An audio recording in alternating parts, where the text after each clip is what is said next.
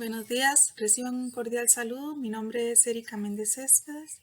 Estoy a cargo de la Asesoría Regional de Matemáticas en la Dirección Regional de San Carlos y espero que este proceso que vamos a brindar hoy, esta charlita, sea un acompañamiento para ustedes en sus labores. Desde ya felicitarlos también porque sabemos el esfuerzo tan grande que están haciendo en este momento difícil para la enseñanza, de afrontar retos y de ser positivos y de brindar una educación de calidad a sus estudiantes. De nuevo, me permito darles la bienvenida y cualquier duda o consulta, al final vamos a dejar los contactos para que se comuniquen con nosotros. Muchas gracias. La agenda del día de hoy está pensada para abarcar aspectos claves del trabajo de aula, como lo son las plantillas de planeamiento, los lineamientos del 2021 y su relación con los programas de estudio de matemáticas, además sobre la construcción de las guías de trabajo autónomo, la evaluación y algunos aspectos importantes sobre el uso de la tecnología. Quiero brindarles una frase que me parece muy atinada en estos tiempos, donde debemos aprender a facilitar el aprendizaje a nuestros estudiantes, sobre todo hacer que el quehacer matemático sea un disfrute y no un castigo. La frase dice: la esencia de las matemáticas no es hacer las cosas simples complicadas, sino hacer las cosas complicadas simples. Entonces vamos a iniciar con aspectos generales del planeamiento didáctico, y aunque a estas alturas muchos de ustedes ya están familiarizados con ello, es importante brindar información a las personas nuevas o esclarecer algunos puntos. En la caja de herramientas de MED vamos a hallar las plantillas de planeamiento. Para encontrarlas vamos a ir a la sección de apoyos para el planeamiento. Luego seleccionamos el nivel, el año, la asignatura y el mes correspondiente. Se descarga en el icono que dice plantilla. Es importante realizar una lectura completa de la plantilla antes de iniciar la redacción de las estrategias metodológicas. Dicha plantilla está compuesta por varias secciones. Al inicio lo que hacemos es completar la información administrativa. En la sección 1, esta corresponde a las habilidades en el marco de la política curricular. Esto lo que hace es brindarnos un panorama general de lo que se desea lograr. Normalmente en matemáticas vamos a encontrar una que dice pensamiento sistémico.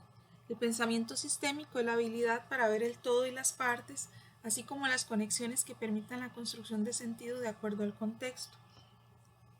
Es una capacidad para considerar los diversos elementos y relaciones y ver todo como una estructura que nosotros definimos como sistema, y que ese sistema está relacionado de forma directa con el entorno.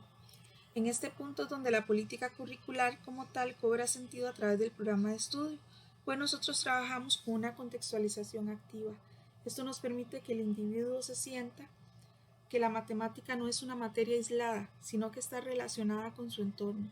Y además, la estructura que trae el programa de estudios para la resolución de problemas hace que el estudiante inicie una actividad y termine obteniendo un conocimiento, entonces, y poniéndolo en práctica, que eso es muy importante. En la segunda sección se encuentra el espacio donde vamos a proceder a trabajar. Las 3 primeras columnas ya vienen redactadas, de manera que se presentan las pautas para el desarrollo de la habilidad que se ha indicado en la sección anterior, ¿verdad? Que es el pensamiento sistémico. Luego se presenta el componente del programa de estudio, que son las habilidades que se extrajeron para ese mes, y luego vamos a tener un indicador del aprendizaje esperado, que se ha redactado tomando en cuenta el rasgo establecido para la habilidad y que ha sido enriquecido ya con el componente del programa de estudios en pro de detallar de forma precisa y comprensible un único aspecto por observar. En la cuarta columna es donde plasmaremos las estrategias de mediación. Estas serán empleadas, de ser posible, que las vayamos generando de manera paralela a la GTA. ¿Para qué? Para que nuestro trabajo tenga concordancia. Entonces, vamos a redactar las estrategias de mediación, y para ello se recomienda verificar las que ya vienen propuestas en la plantilla o las que están propuestas en el programa de estudio de matemáticas. Sin embargo, Dadas las condiciones y el contexto en el que nos encontramos en este momento, es importante que el docente se apropie de esas estrategias y las lleve a un contexto aún más cercano para el estudiante.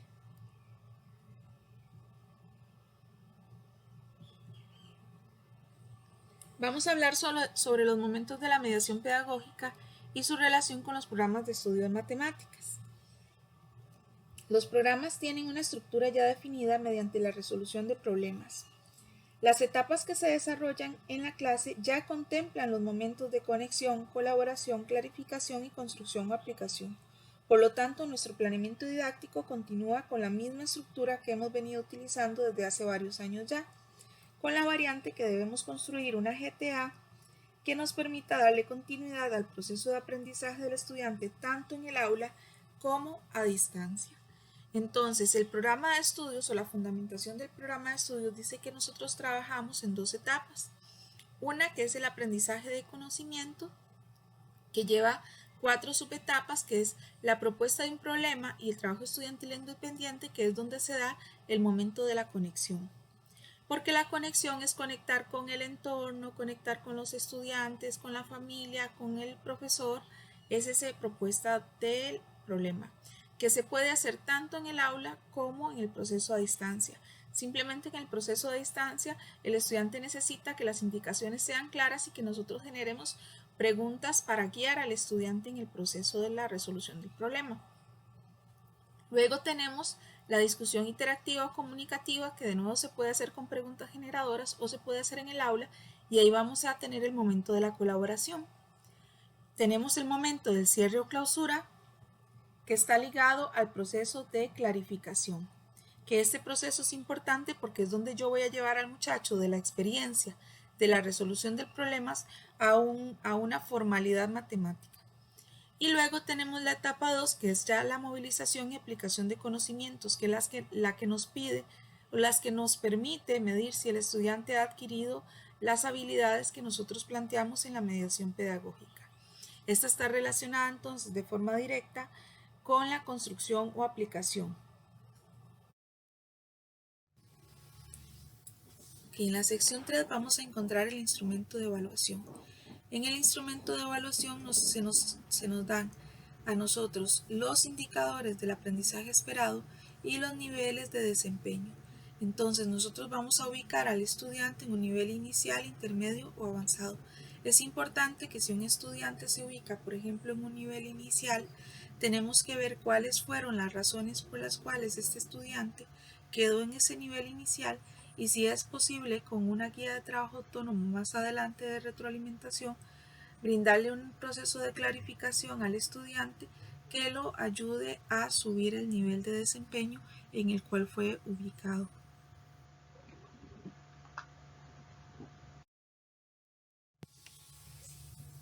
También es importante recalcar de la diapositiva anterior que a veces tenemos una serie de habilidades y de esas habilidades no todas son para el trabajo de evaluación sumativa. Por ejemplo, hay habilidades que se trabajan de manera formativa en la mediación pedagógica. Entonces, para la evaluación nosotros tenemos que hacer una selección de todas las habilidades que se presentan, cuáles de ellas son las que yo voy a contemplar luego en el instrumento. Es importante recordar también que una de las características del planeamiento como de la evaluación es que estos son flexibles. Este curso lectivo está compuesto por una gran cantidad de variables. Por ello es difícil integrar todas estas condiciones distintas a nuestra planificación. Antes de iniciar debemos tener en cuenta aspectos que varían en las instituciones o inclusive en cada sección como las siguientes. Por ejemplo, las características particulares como la cantidad de lecciones presenciales, la cantidad de estudiantes en cada subgrupo, o si contamos o no contamos con herramientas tecnológicas que se puedan utilizar. Otra consideración importante son los conocimientos previos. A veces es necesario, antes de iniciar, realizar un repaso de aquellos que eran necesarios retomar de niveles anteriores o los que no fueron vistos en el 2020 o fueron trabajados de manera parcial, pero que son necesarios para que el muchacho pueda hacerle frente a la situación problema. Entonces, Con respecto a la metodología de resolución de problemas, yo he escuchado el comentario de muchos docentes que manifiestan que a veces les presentan un problema a un estudiante y topan con una barrera donde el estudiante dice, por ejemplo, no sé, no entiendo o no quiere trabajar y se les dificulta seguir con el desarrollo de la clase. Y muchas veces esa barrera se está dando porque nosotros no estamos realizando una actividad de ambientación donde se le haga un repaso de conocimientos previos al estudiante y él no cuenta con las herramientas para hacer la resolución del problema. Puede darse por muchos factores, porque otro factor podría ser que está fallando la lectura comprensiva del problema y entonces nosotros tenemos que ayudar al estudiante al entendimiento de este. Bueno, es importante también otra consideración es que hay que enfatizar los aprendizajes base. Esto está en los lineamientos del 2021, que nosotros tenemos que buscar cuáles son los aprendizajes que cumplen con estos criterios, que son la pertinencia, o sea, que resultan de un área curricular requisito para otros niveles de proceso cognitivo, que sean relevantes, o sea, que representen un nivel de centralidad curricular, puede ser un área medular, un tronco para el desarrollo de otras habilidades, y que sean homogéneos, o sea, que es un aprendizaje que es abordado en varios niveles educativos. Estos son los que vamos a enfatizar.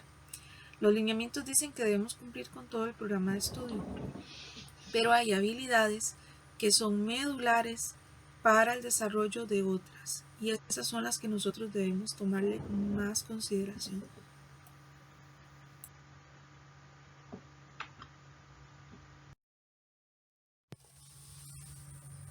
Una vez teniendo claridad de los aspectos que mencionamos, vamos a tener que hacer la selección de estrategias de medición y vamos a hacer la redacción y la construcción de la GTA.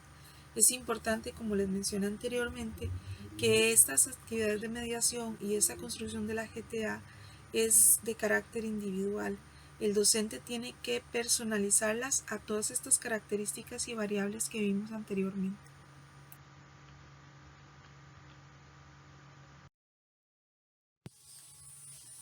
Bien, las guías de trabajo autónomo son documentos que buscan que la persona estudiante pueda trabajar de manera autónoma y experimente el éxito.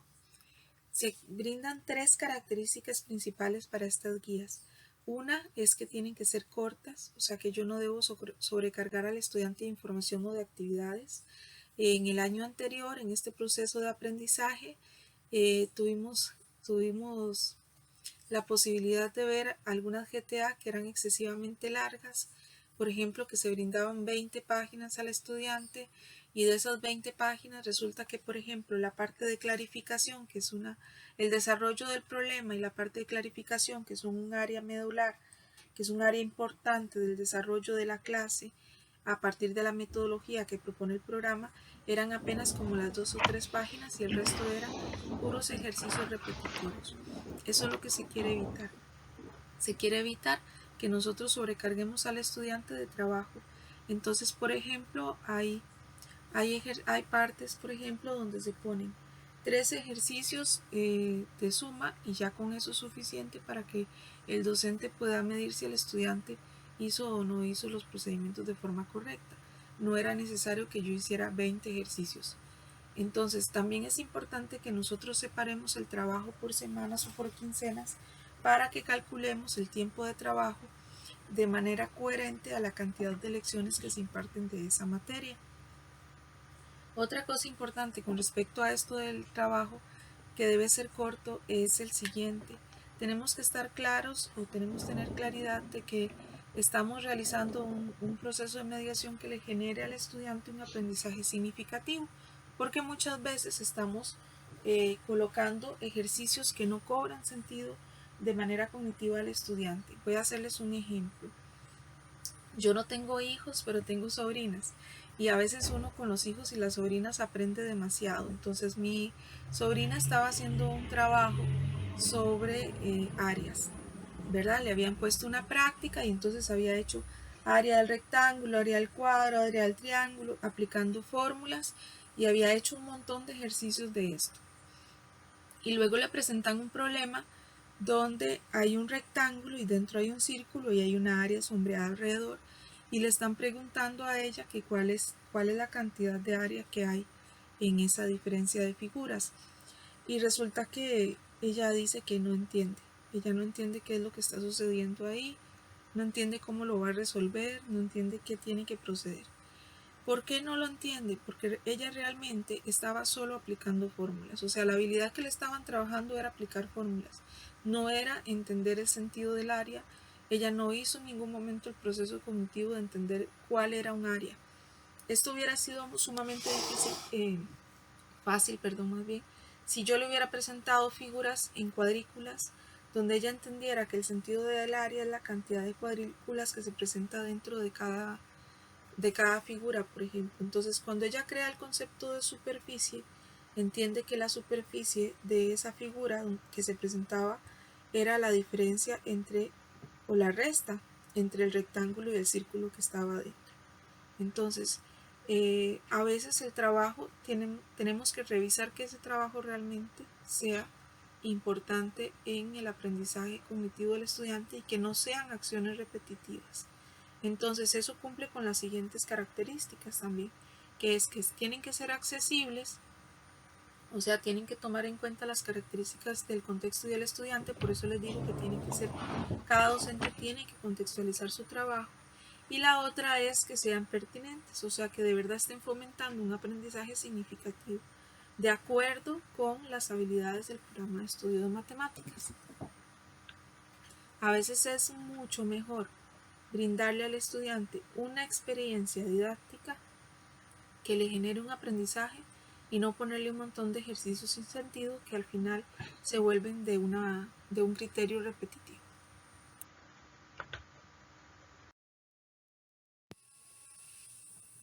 Bien, vamos a analizar la siguiente propuesta. La propuesta es una adaptación de la plantilla de planeamiento que está en la caja de herramientas del MEP y con una construcción de la GTA. Esta GTA lleva el mismo formato que ya vimos el año anterior y se inicia entonces con aspectos administrativos. Vamos a indicar la habilidad que se quiere desarrollar y aparte de eso la sección 1 donde me preparo para hacer la guía, ponemos los materiales, las condiciones del trabajo y ahí vamos a especificar el tiempo en el que se espera que el estudiante realice esa guía de trabajo autónomo. En el caso de instituciones, cuando se realiza una guía mensual, por ejemplo, es importante que nosotros hagamos una subdivisión del trabajo por semanas para que el estudiante lleve un orden cronológico de lo que va resolviendo.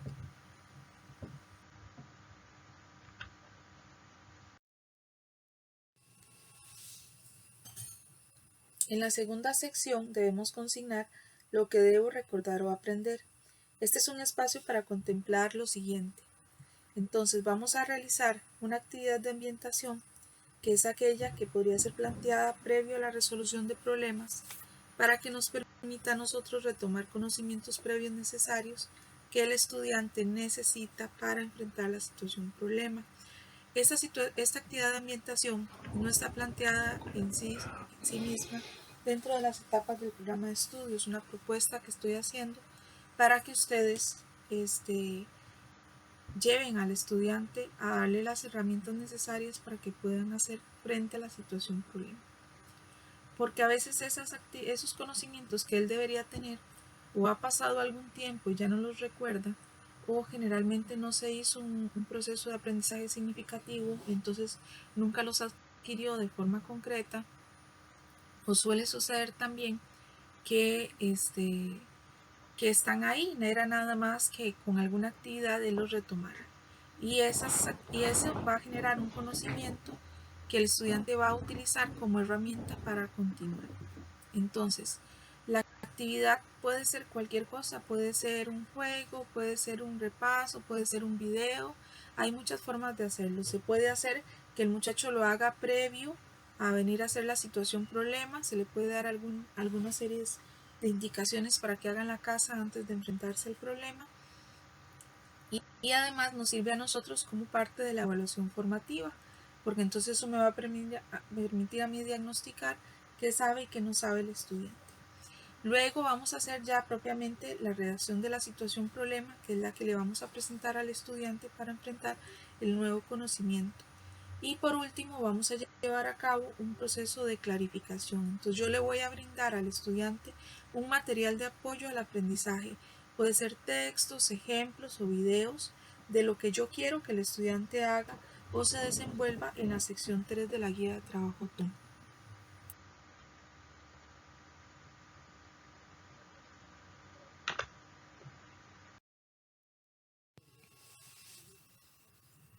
En coherencia con las habilidades seleccionadas, entonces yo propongo la siguiente actividad. Está basada en un material dorado que se llama Las Perlas de Montessori y es un material fantástico en el que los niños y niñas pueden entender de forma manipulativa tanto el sistema decimal como las operaciones matemáticas.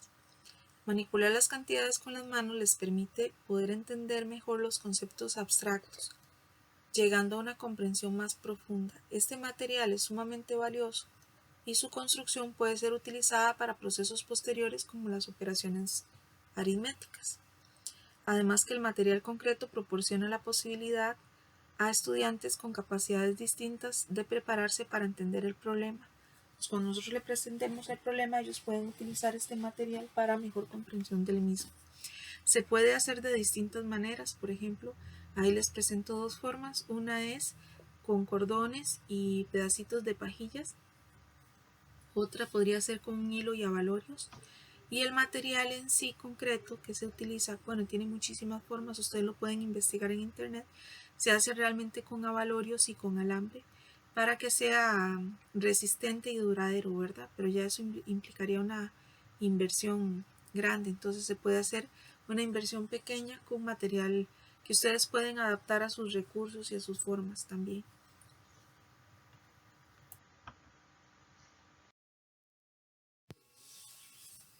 Bien, las pautas de la actividad anterior ustedes las van a dar, pero la idea es que el muchacho tenga material concreto para representar los uni, los deci y los centi para resolver esta situación problema, que es la que se presenta en la caja de herramientas. Y como les dije antes, yo estoy utilizando como ejemplo esta, pero ustedes podrían crear perfectamente una situación diferente, podrían personalizarla a su entorno o a su realidad. Entonces, yo voy a partir de esta situación. Si ya el muchacho tiene el material manipulativo, entonces para él va a ser más fácil el entendimiento de la situación que se le va a presentar.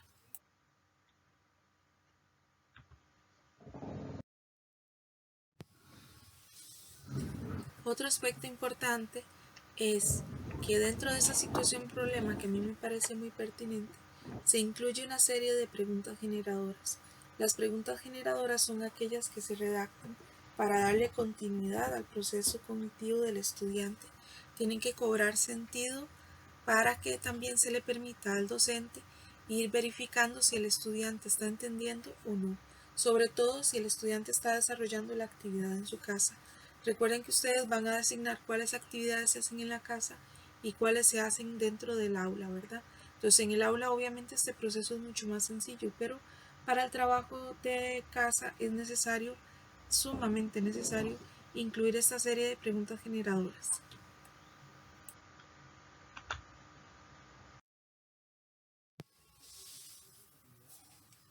Bien, posterior al tiempo de la resolución del problema, donde el estudiante se enfrenta a la situación y contesta la problemática que se le presentó, entonces yo voy a hacer el proceso de clarificación. Este proceso de clarificación o análisis de la situación debe venir en la guía de trabajo autónomo porque es lo que le brinda al estudiante el insumo para poder continuar y para generar el aprendizaje y para comprender si lo que realizó estuvo bien, estuvo mal o si hay una forma más fácil de resolverlo.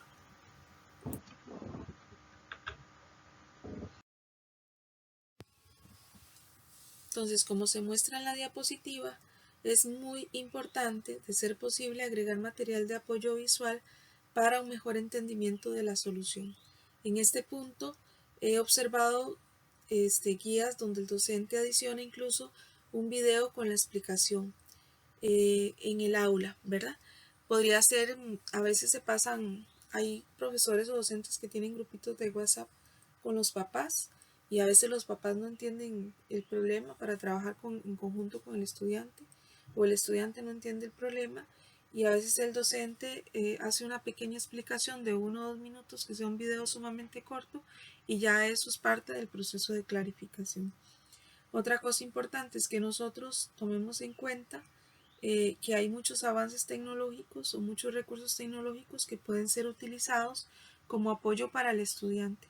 Aunque no en todas las zonas y en todas las instituciones hay estudiantes que cuentan con estos recursos, sí es importante agregarlos porque eso le da solidez al proceso y al trabajo de aula, y no podemos negarle la oportunidad a aquellos que sí tienen el acceso también, ¿verdad?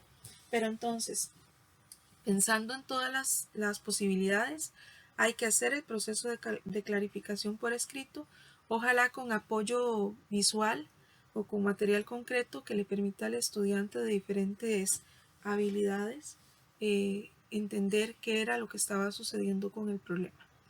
Y ahí vamos a evocar un poquito lo que es el diseño universal de aprendizaje, porque recordemos que no todas las personas aprenden de la misma manera. El DUA es un enfoque educativo donde yo voy a tratar de reducir al mínimo las barreras y maximizar el aprendizaje del estudiantado. Entonces, yo voy a adaptar el currículo y voy a utilizar todos los apoyos que tenga, considerando el contexto, por supuesto, ¿verdad? Pero la flexibilidad de las tecnologías de la información son alternativas a los métodos tradicionales de enseñanza, que permite que el estudiante elija el medio que mejor se adecue a sus características y capacidades personales y a la tarea que tiene que realizar. Entonces, es importante que nosotros agreguemos esos medios tecnológicos.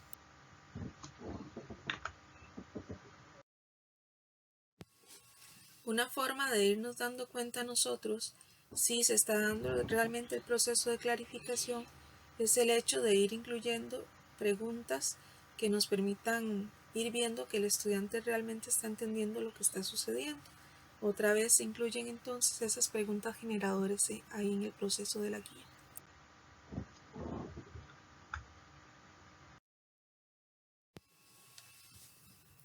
Sé que van a surgir algunas preguntas sobre la extensión de la GTA porque ya mencionamos que eran trabajos cortos, pero cuando yo me refiero a trabajo corto me refería a la asignación de labores del estudiante, no al proceso de clarificación.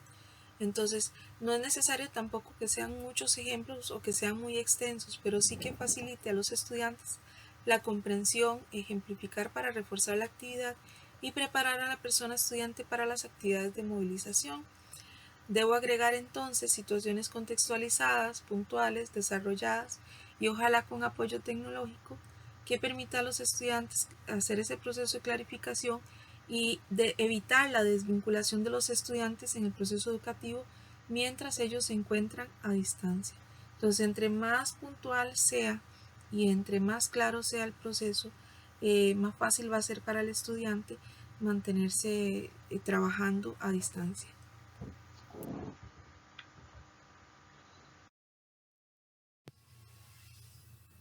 Bien, vamos a hablar entonces de la etapa de movilización de los conocimientos, que se empata en la sección 3 de la GTA, que es donde vamos a incluir los ejercicios. Entonces, vamos a incluir preferiblemente al menos uno de cada tipo, uno de reproducción, uno de conexión y al menos uno de reflexión.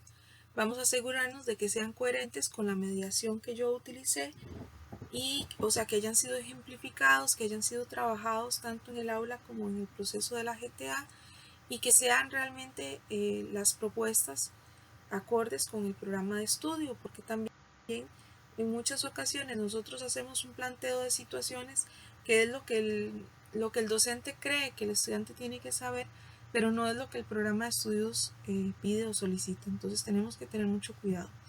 Tiene que haber una contextualización activa, que es un término que no debe ser tomado a la ligera.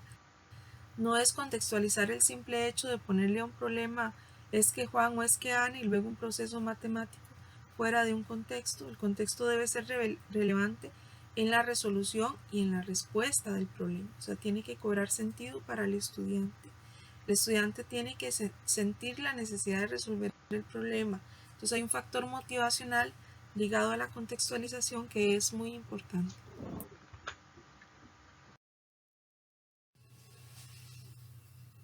Entonces, como lo dijimos anteriormente, las situaciones que sean contextualizadas y de preferencia que nosotros brindemos el apoyo visual para los estudiantes con diferentes capacidades, porque puede ser que un estudiante lea el problema y entienda lo que tiene que hacer, pero otros sí necesitan una representación gráfica para llevar un mayor complemento al problema. También es necesario que las indicaciones de lo que el estudiante tenga que hacer sean claras, ¿verdad? Que no sean ambiguas.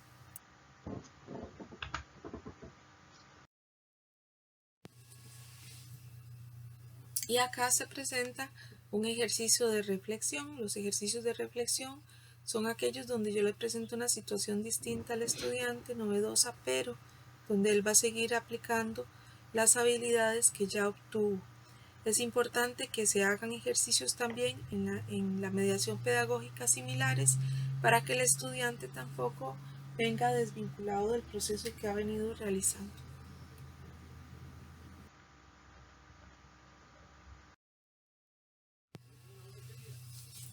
Las políticas del MEP nos solicitan también que nosotros hagamos atención de las personas con alto potencial, ¿verdad? O talento matemático. Entonces es importante que aunque no abarque mucho espacio en la guía, hagamos una actividad pequeña, al menos una, que puedan desarrollar los estudiantes que tengan alto potencial. O inclusive se podría agregar algunas guías paralelas con actividades que estén relacionadas al tema, pero que pueda realizar el estudiante en su hogar, en su casa o en paralelo a las actividades del resto de estudiantes. Por ejemplo, acá, como estamos viendo cantidades y antes hicimos el trabajo con material concreto, se le puede al estudiante solicitar que haga, por ejemplo, pirámides o cubos con las cuentas y que indique la cantidad que caben en cada formación. Esto es un trabajo que relaciona el conteo de 5 en 5 a conteos, por ejemplo, con potencias, en el caso de los cubos, por ejemplo. Entonces puede hacerse la elaboración de esa ficha de trabajo con instrucciones claras y preguntas generadoras para que el estudiante vaya obteniendo conclusiones. Entonces, la justificación matemática es una actividad de alto desempeño.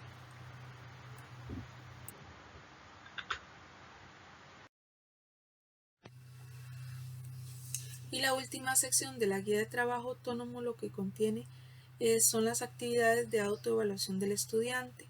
Estas preguntas que vienen en el machote de la guía pueden ser modificadas para que sean adaptables a la actividad que se realizó y a la naturaleza de la materia, por supuesto, de matemáticas, porque, por ejemplo, habían unas preguntas que decían que se había hecho uso del diccionario y tal vez no son preguntas tan relevantes en la medición formativa o sumativa del trabajo matemático. Entonces ustedes van a adaptarlas a las necesidades que quieran o que correspondan a la guía que yo desarrollé. Igual en el caso de los niveles de desempeño, bueno, en niveles iniciales es importante que esta tabla de calificación sea para uso de la persona docente, pero en niveles más avanzados se puede ir enseñando a los estudiantes a hacer una autoevaluación. Es importante que ellos mismos reflejen el nivel de conocimiento que se obtuvo del trabajo realizado. Esto le sirve al docente para la toma de decisiones y los indicadores sí serían redactados, ustedes los pueden redactar o adaptar al nivel cognitivo del estudiante, o sea que el estudiante pueda entender y colocarse en la calificación que él considere pertinente, ¿verdad? Pero entendiendo lo que significa cada criterio. Entonces pueden ser modificados.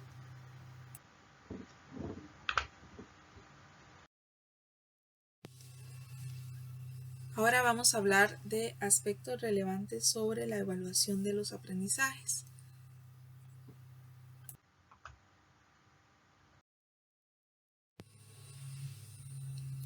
¿Qué es lo que dice el programa de estudios de matemática respecto a la evaluación? Dice que es parte del proceso y que facilita la toma de decisiones prontas y oportunas para el mejoramiento del desempeño estudiantil y que no se debe ver como una actividad aislada con sentido punitivo. O sea, la evaluación no es para castigar al estudiante, es para ver el nivel de desempeño que alcanzó el estudiante y que eso nos permita tomar decisiones. Por ejemplo, si un estudiante no resolvió una guía de trabajo autónomo, nosotros debemos ver qué fue lo que sucedió, por qué el estudiante no comprendió, qué fue lo que evitó que realizara las actividades. Y para eso se están planteando también las guías de reforzamiento, porque entonces yo podría plantearle un proceso de clarificación al estudiante y una guía de reforzamiento para que cumpla con el proceso.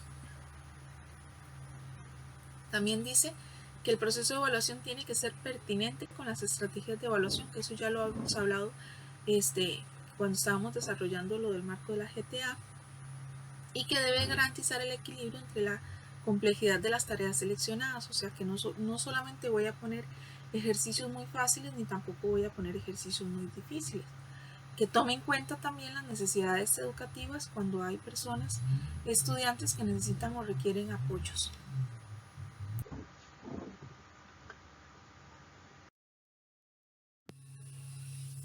Cuando hablamos de los niveles de complejidad es porque el programa de estudios, antes se los dije, presenta 3 niveles de complejidad para el desarrollo de ejercicios en la mediación pedagógica. Uno son los ejercicios de reproducción. Estos son los que son relativamente familiares al estudiante, que demandan la reproducción de conocimientos ya practicados. Esto ya les dije que es necesario que no se vuelva un proceso repetitivo, que no se vuelva un proceso largo y cansón para el estudiante. Entonces, el otro tipo de ejercicios que es sumamente pertinente en estos procesos a distancia son los ejercicios de conexión. En ellos yo voy a remitir a la resolución de problemas que no necesariamente sean rutinarios, pero que sí sean en ambientes familiares y que se hayan desarrollado en la mediación pedagógica. Y por último, vamos a tener los ejercicios de reflexión. Estos son ejercicios que van a presentar situaciones más novedosas al estudiante y que contienen más elementos en los que se aparece otro nivel de complejidad. Aquí se va a plantear la formulación o resolución de problemas. La formulación muy importante porque en algunas habilidades del programa de estudios dice que debemos plantear y resolver problemas, o sea, hay que darle la posibilidad al estudiante de que invente, de que haga los problemas y muchas veces no lo estamos haciendo. Y en estos contextos serían una herramienta muy rica para que el docente, aparte de entender si el estudiante está comprendiendo la materia, también para que cree o genere, ¿verdad?, para futuras circunstancias. Aquí se vamos a plantear también entonces donde ellos tienen que alcanzar otro nivel de complejidad, como son la argumentación y la justificación y la generalización. Entonces, los problemas de reflexión no los podemos obviar. Es importante trabajarlos en la mediación pedagógica y en la evaluación si se han dado en la mediación pedagógica. Entonces, si en la mediación pedagógica yo he hecho un problema de reflexión y estoy segura de que mis estudiantes lo han comprendido, yo podría ponerlo eventualmente en la evaluación. Lo que no es válido es que yo coloque en la evaluación problemas que son ajenos completamente al estudiante y que pretenda que ellos lo resuelvan. Eso no es válido.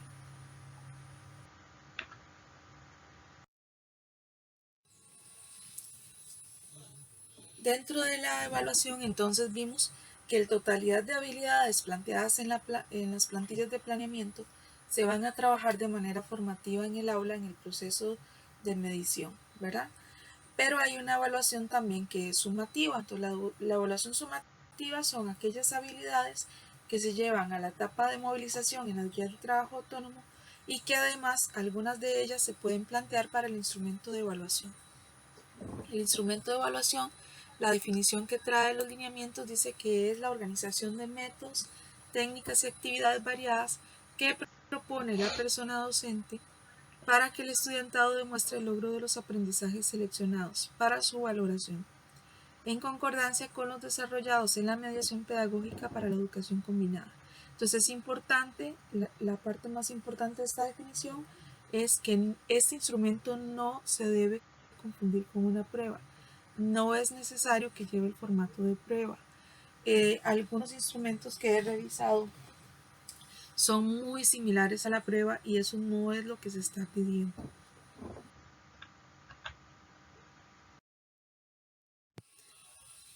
¿Cómo debemos desarrollar este instrumento entonces? Bueno, vamos a considerar los siguientes aspectos. Lo primero es que tiene que tener coherencia con la naturaleza, propósito y enfoque de la asignatura fin. Entonces, dentro de las propuestas, por ejemplo, viene redacción de textos, resolución de casos, vienen muchas propuestas, pero tiene que ser acorde con lo que nosotros estamos haciendo.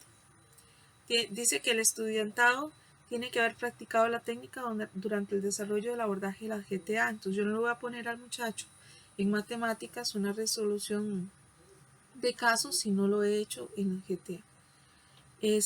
Y lo otro es que el estudiantado tiene que poder demostrar el dominio del aprendizaje seleccionado. En este caso, de todas las propuestas que se proponen ahí, la que es coherente con la naturaleza de estudio de nosotros es la resolución de situaciones, problemas, por supuesto, porque es lo que se ha venido trabajando, la metodología del programa de estudios. Para ello, entonces, lo que vamos a hacer es, primero, seleccionar los aprendizajes. No tenemos que medir todos los aprendizajes. Ya les dije que muchos han sido valorados en las GTA y entonces no las vamos a traer de nuevo al instrumento. Hagan una selección de cuáles aprendizajes son los que yo voy a colocar en el instrumento de medición. Luego, vamos a aplicar apoyos educativos. Vamos a emplear un vocabulario que sea propio de la asignatura o figura fin y que tenga concordancia con lo que se le ha planteado al estudiante en la GTA. Y las indicaciones tienen que ser claras y comprensibles por la persona estudiante. O sea, yo voy a utilizar un vocabulario que sea específico. Dentro de las dudas que han surgido en este proceso de capacitación con secundaria, por ejemplo, una docente me decía que qué sucedía en el caso de un estudiante que no cumplía con lo que ella estaba solicitando.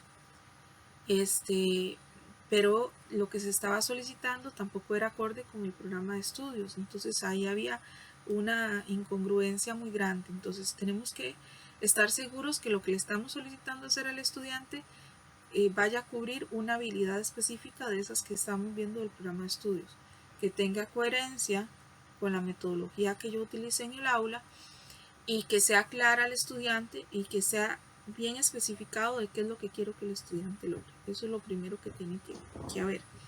Lo segundo que tiene que haber es que yo pueda, valorar que si el estudiante realizó esa actividad y le faltó algún desarrollo, por ejemplo, puso solo la respuesta. Entonces yo vaya y le pregunté al estudiante por qué puso solo la respuesta, qué fue lo que sucedió. Porque pueden darse muchas situaciones. Por ejemplo, puede ser un estudiante talentoso en matemática, donde lee el problema y como ya lo ha practicado en clase, sabe lo que tiene que hacer, lo resuelve con cálculo mental o aparte y puso la respuesta. Pero entonces el muchacho está cumpliendo con los requerimientos que yo estoy solicitando, solamente no hizo la parte de la justificación del problema. La comunicación matemática es importante, entonces trabajemos sobre el estudiante en esa habilidad de que él pueda escribir sus procesos matemáticos, ¿verdad? No hay yo razón en castigar al estudiante. Recuerden que la evaluación no es una actividad punitiva, o sea, no es de castigo. Luego, si el estudiante no hizo el proceso porque utilizó una calculadora y en las indicaciones yo no estaba colocando que debía realizar el proceso, entonces también hay que tomar decisiones al respecto. Entonces esa es la finalidad de la evaluación, es la toma de decisiones para el mejoramiento del estudiante. Eso tenemos que tenerlo presente en el proceso.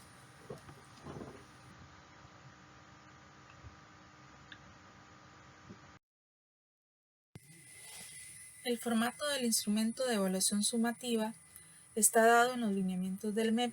Sin embargo, yo redacté un documento que espero que haya llegado a las instituciones y que también subí a los equipos de Teams para guiarlos un poco en este proceso.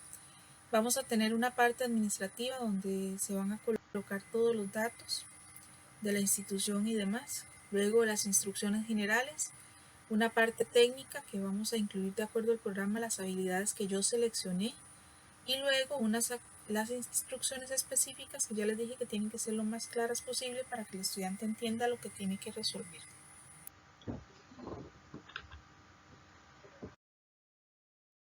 También se especifican dos tipos de instrumentos que pueden ser utilizados para la calificación de la técnica seleccionada. Uno es la rúbrica analítica.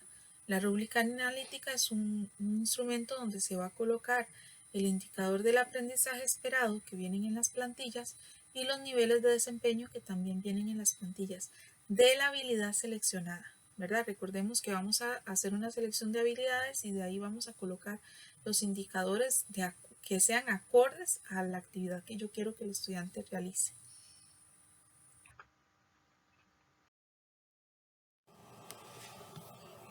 Otra opción que se nos brinda en los lineamientos 2021 para la evaluación de las técnicas seleccionadas es el formato de la escala de desempeño.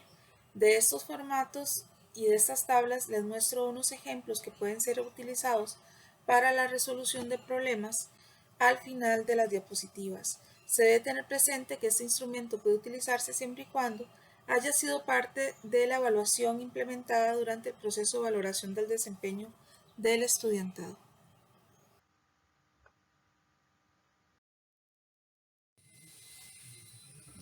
Es de relevancia indicar que esas rúbricas no son tan importantes de establecer, cualquiera de las dos es posible utilizar. Lo más importante es que la situación que usted seleccione sea congruente con todo el proceso que usted hizo en el aula. Eso sería como lo más importante, que haya una congruencia. Aquí yo estoy presentando un ejercicio de reproducción que es congruente con el proceso que estaba haciendo el estudiante en el aula y estoy utilizando una rúbrica analítica porque estoy aplicando los aprendizajes y los niveles de desempeño tal cual vienen en el programa de estudios y en las plantillas de planeamiento.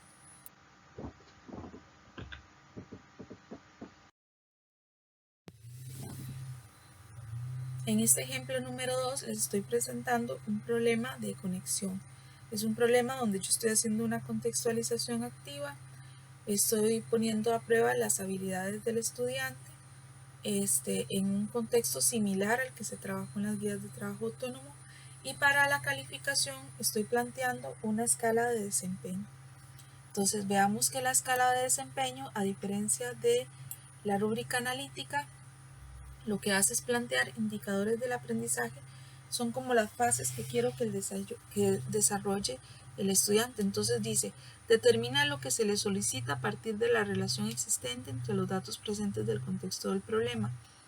Desarrolla una estrategia o estrategias a partir de la información presente en el contexto para obtener la respuesta del problema y analiza los resultados obtenidos en función del contexto para dar la respuesta que es la solución del problema.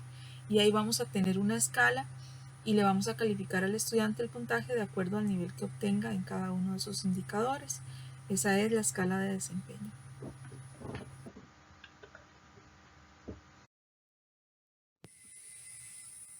En el ejemplo 3 les presento un ejemplo de un problema de reflexión porque incluye muchas variables de solución y además un nivel superior cognitivo. No es lo más adecuado para un instrumento sumativo porque puede ser que un problema de reflexión vaya a ser resuelto solo por la minoría de los estudiantes de clase. Entonces, si hay estudiantes, se los quise mostrar porque a veces tenemos estudiantes de alta dotación o talentosos en matemáticas a los cuales sí se les podría asignar un problema de este tipo. Entonces, es importante tomar en cuenta. Sí, es importante que agreguemos problemas de ese tipo de reflexión en la mediación pedagógica al menos uno, que permita al estudiante siempre ir un poquito más o dar la milla extra.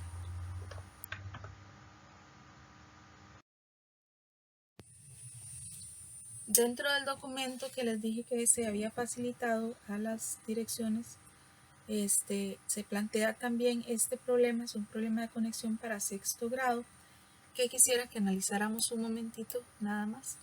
Es un problema sobre divisibilidad. Entonces, no es un problema común como para una prueba, es una situación problemática y que va a medir diferentes habilidades en el estudiante y que además es una exploración del problema con preguntas generadoras, que sería lo más adecuado. Entonces dice, Ana hace 90 quequitos para vender. Las presentaciones que se le ofrecen para empacarlos son cajitas donde caben 3, 4, 5 u 8 unidades. Estos empaques, ¿cuántos empaques y de qué tipo puede comprar para que no le sobren o le falten quequitos? Escriba todas las posibles opciones. De los números propuestos 3, 4, 5, ¿cuáles son divisores de 90? Si le ofrecieran la posibilidad de empacar quequitos de una forma distinta, explique cuál otra posibilidad utilizaría. De acuerdo a la actividad realizada, justifique el número 90 es primo o es compuesto. Y para esa valoración estoy utilizando una rúbrica analítica con las habilidades que estoy midiendo a través de ese problema y el nivel de desempeño que podría alcanzar el estudiante.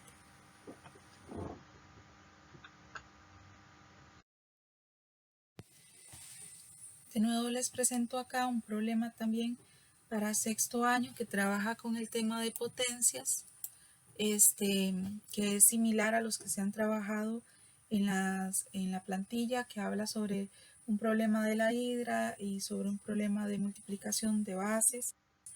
Entonces dice, en una comunidad el contagio por COVID-19 se duplica diariamente si no hay aislamiento. Eso significa que cada persona contagiada puede contagiar 2 más por día. Si una persona empezó el contagio, ¿cuántas personas se contagiarán para el séptimo día?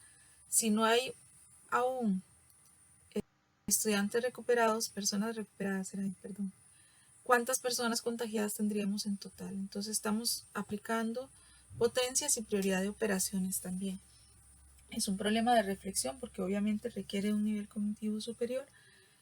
No es un problema imposible de resolver, me parece un problema que se podría plantear en el aula, se podría resolver en el aula y una vez que los estudiantes tengan noción de cómo resolverlo, se le podría dar vuelta para una estrategia sumativa con otro contexto, ¿verdad?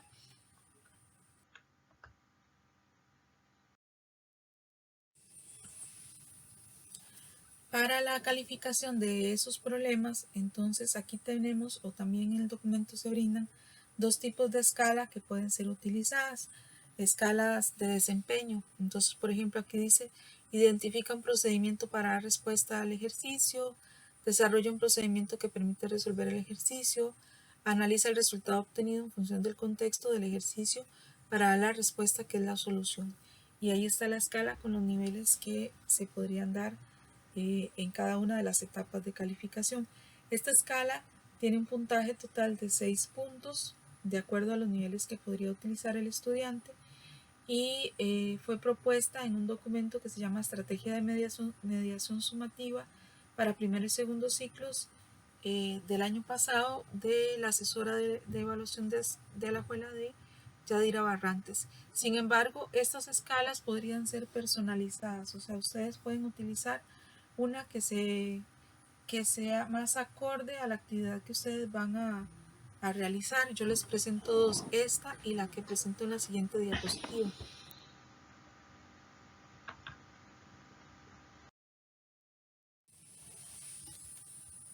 Esta otra escala, entonces también, esta es una para valoración de 9 puntos en total. Relevante es que no valoremos la cantidad de pasos que tiene un problema o la cantidad de pasos que lleva un ejercicio. Eso no es el puntaje lo lleva la tabla. Entonces no es relevante, no es que yo le voy a poner a un ejercicio, mira, aquí tiene, este chiquillo tiene que hacer 5 pasos, vale 5 puntos. No, para eso está la tabla. La tabla es la que va a medir el nivel que logró el estudiante y el puntaje del problema es acorde al puntaje de la tabla que usted seleccionó para la valoración de ese problema.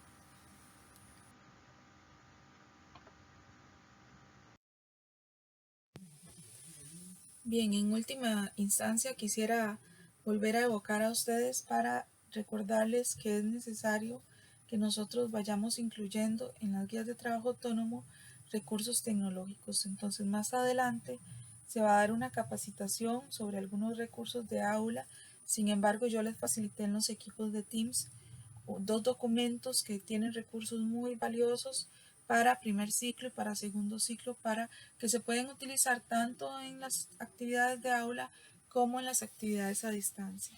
Otra cosa importante que quisiera mencionarles antes del cierre es que hay metodologías para muy novedosas para el trabajo que se pueden utilizar en el trabajo en matemáticas.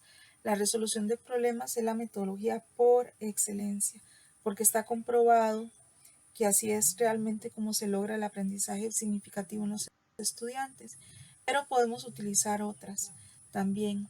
Una que yo sugiero mucho para el trabajo de la activación de conocimientos del proceso de ambientación es la del Flipped Classroom o aula invertida, y que también se adapta mucho a nuestro entorno actual. Entonces yo los insto a ustedes a hacer un poquito de investigación cuando vamos a trabajar con un tema sobre aquellos métodos o técnicas que podemos implementar a las sugerencias que ya existen en las plantillas de planeamiento, que nos ayuden a mejorar cada día en nuestra labor docente.